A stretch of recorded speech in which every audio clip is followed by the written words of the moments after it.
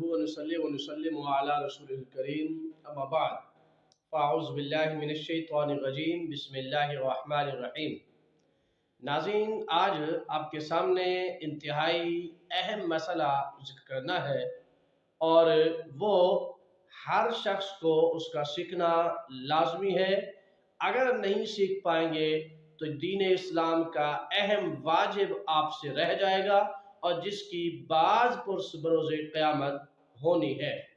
नाज़रीन, वो है सजदाए तिलावत।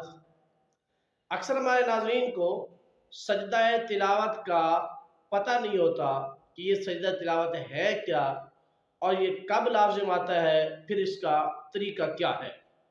नाज़रीन, याद रखिए, कुरान मजीद के अंदर अल्लाह पाक ने जो अहकाम बयान फरमाए हैं, तो इस कुरान मजीद के अंदर 14 सजदे भी मौजूद हैं। नाज़रीन, ये 14 के 14 सजदे करना वाजिब है। जिस तरह नमाज के बारे में बात पुरस होनी है, कुरान के बारे में बात पुरस होनी है, इबादत के मामले में बात पुरस होनी है, अमलियात के मामले में बात पुरस होनी है, मामलात के बारे में बात पुरस होनी है, जिस तरह के हर दीन के मामले में हमसे सवाल किया जाना है, इसी तरह हमसे सजदाए तिलावत के मुताल्लिक भी पूछा जाना है। अब नाज़रीन, समझना ये है कि ये सजदाए तिलावत जो है ये कब लाजिम आता है। नाज़रीन, कुरान मजीद के 14 सजदे हैं। जब आयत सजदा मुकम्मल करेंगे तो ये पढ़ने वाले पर और सुनने वाले पर दोनों पर सजदाए तिलावत वाजिब हो जाता है। अगर पढ़ने वाला नहीं कहेगा या सुनने वाला नहीं कहेगा तो ये दोनों गुनाहगार होंगे। इसीलिए हुक्म है कि जब पढ़ने वाला कुरान मजीद की आयत सजदा तिलावत करे तो इसको आहिस्ता आवाज़ में तिलावत करे, ताकि ये सिर्फ पढ़ने वाला ही सजदा करे। सुनने वाले को चूँकि अगर उसको इल्म नहीं हो पाता तो वो अगर सजदा नहीं कर पाता तो गुनाहगार होगा, और उसको इस अमल में मुलव्वस करने वाला जो है वो यही शख्स है जिसने सजदा तिलावत की आयत पढ़ी है। तो इसी तरह नाज़रीन, सजदा तिलावत पढ़ने वाला हो सुनने वाला हो दोनों पर सजदा तिलावत करना वाजिब है। अब आइए कि इस सजदा तिलावत का तरीका क्या है। नाज़रीन, शरीयत मुतहरा के अंदर इसके कई तरीके मौजूद हैं और इंतहाई आसान तरीके जो है वो आपके सामने जो करने लगा हूँ वो 3 तरीके हैं। सबसे पहला तरीका ये है कि जब आप कुरान पाक की तिलावत कर रहे हैं तो कुरान पाक की तिलावत करते हुए आयत सजदा आ जाए तो फ़ौरन सजदा किया जाए। अब रहा ये कि सजदे की शराइत क्या है। नाज़रीन, सजदा तिलावत की वही शराइत है जो नमाज की शराइत है, यानी जिस्म का पाक होना, कपड़े का पाक होना, जगह का पाक होना और नमाज का वक्त होना, यानी सजदे का वक्त हो, मकरूह औकात उसमें ना हो, यानी असर के बाद है, फजर के बाद है, यह सूरज बिल्कुल सर पर है, ये वक्त है।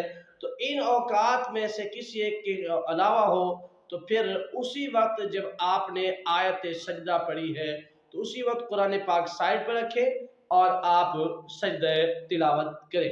अब इसका तरीका क्या है। पहला सजदा के तरीका यानी सजदा तिलावत का जो पहला तरीका आसान है वो ये है कि आप कुरान मजीद की वो आयत सजदा पढ़ने के बाद कुरान पाक साइड पर रख दें और आप खड़े होकर नियत करेंगे कि मैं नियत करता हूँ सजदा तिलावत की, मुंह तरफ काबा शरीफ के, अल्लाह अकबर। अब जब आपने अल्लाह अकबर कहना है तो आपने ये हाथ जो है ये कानों तक नहीं ले जाने, सिर्फ आपने जुबान से कहना है अल्लाह अकबर, और फिर आप सीधा सजदे में चले जाएंगे और सजदा अदा करेंगे, एक सजदा, और सजदे की तस्बीह पढ़ेंगे, सुबहान रब्बियल आला, ये 3 मरतबा पढ़ें, 5 दफा पढ़ें, जो आपका दिल कहे आप इसको तिलावत करेंगे। फिर अल्लाह अकबर कहकर आप बैठ जाएंगे, दाएं बाएं आप सलाम फेरेंगे, यूं सलाम फेरेंगे और कोई सलाम का लफ्ज नहीं बोलेंगे, खाली आप चेहरा मोड़ेंगे। एक तो नाज़रीन तरीका सजदा का ये है।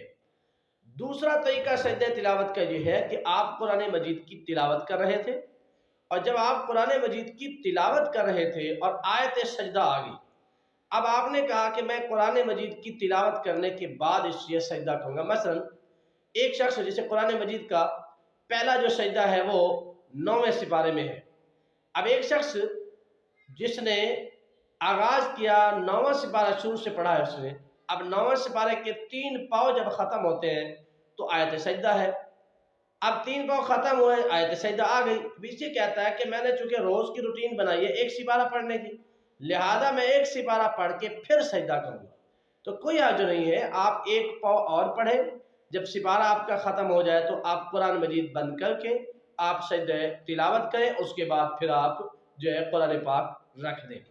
एक तो नाज़रीन दूसरा तरीका ये है, इसमें भी कोई हर्ज नहीं है, शरीयत ने इसके लिए इजाज़त अता फरमाई है। इसी तरह नाज़रीन तीसरा तरीका ये है कि अगर कोई शख्स ये चाहता है कि मैं 14 कुरान मजीद के सजदे इकट्ठे करूँगा, तो उसके लिए भी तरीका शरीयत में मौजूद है। और उसका तरीक़ाकार ये है कि जब आप पूरा कुरान पाक ख़त्म कर लेते हैं तो आप सजदे तिलावत की नीयत करें। मैं अर्ज़ कर चुका हूँ सजदे तिलावत की नीयत कैसे करनी है, ये बात ज़हन में रखें। अगर कोई शख्स नीयत करना भूल गया तो भी सजदा तिलावत हो जाता है, क्योंकि नीयत दिल के इरादे का नाम है। ज़ाहिर है कि जब आप सजदा करने के लिए खड़े हुए हैं तो आप सजदा कर सकते हैं, इसके लिए कोई जो है बाकायदा तौर पे अल्फाज कहने की ख़ास ज़रूरत नहीं है।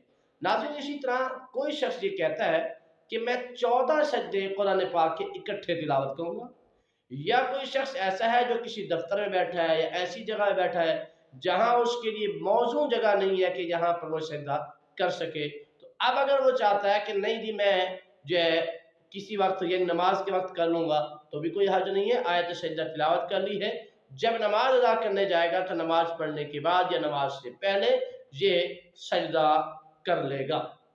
इसी तरह कोई 14 सजदे करना चाहता है तो उसके लिए भी शरीयत की इजाज़त देती है कि आप जब 14 सजदे कहेंगे तो नीयत कहेंगे, नीयत करने के बाद आप पहला सजदा जब कहेंगे तो आप खड़े होकर अल्लाह अकबर कह के सीधा आप सजदे में जाएंगे और सजदे की तस्बीह अदा करेंगे।